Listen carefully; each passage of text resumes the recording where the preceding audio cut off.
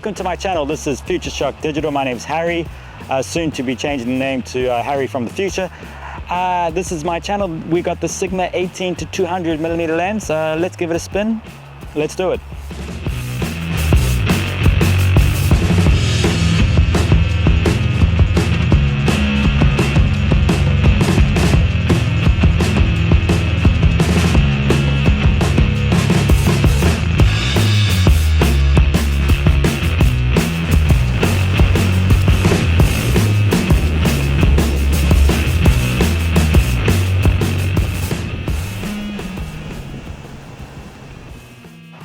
So Sigma now really produces fantastic lenses. The art series, the contemporary series, they really have gone above and beyond what they were once well known for.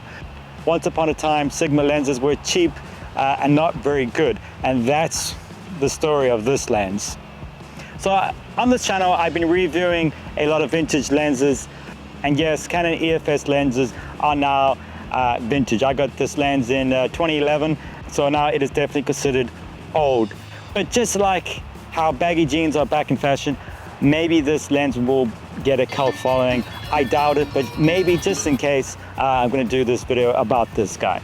This will be very much a retrospective review, a goodbye to this lens, because it has got mold in it. So I have to open it up and clean it. This lens is pretty much dead and I have to separate it from my other lenses.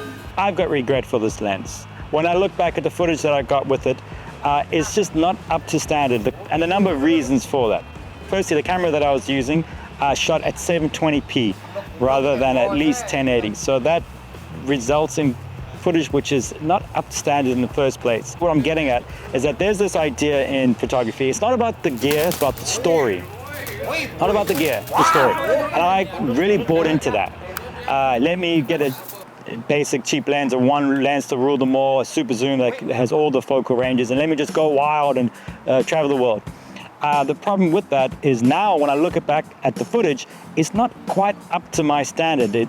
I really wish I had a bit more sharpness in this photo. I really wish I could see the person's face clearer in this image. And a lot of reasons why it's not so sharp. So firstly, we don't have any vibration control or image stabilization on the lens.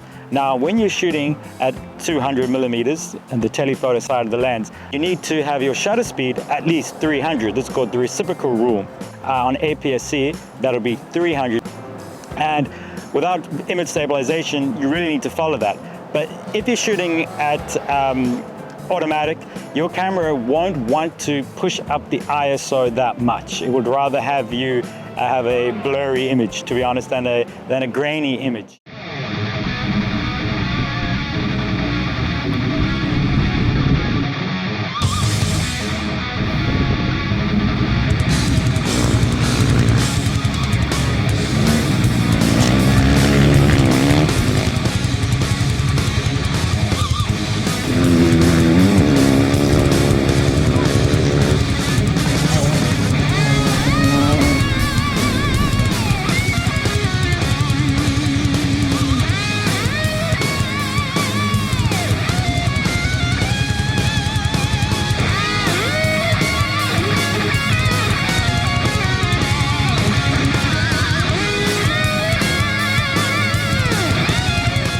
I don't think it should be gear versus story. I think it should be gear versus story versus edits. I think the edit is more important than the actual story, because with the edit, you can change the story how you want. You can make it happy or sad. So I think I should have, rather, instead of getting this lens, I got a whole bunch of primes. Maybe 2 or 3 primes would have done the trick. The Canon 50mm 1.8 is a great lens. Stopped down to about f2, f2.8. That would have been a lot better than this lens. Most of the time when I had this lens, I was shooting at 200. I didn't need the 18 to say 70. I didn't need all that bulk. I could have had a smaller lens, a faster lens, shooting at 200. Well, that's it. That's my review on this lens. Maybe it will come back in fashion. Maybe people would be interested in such a thing.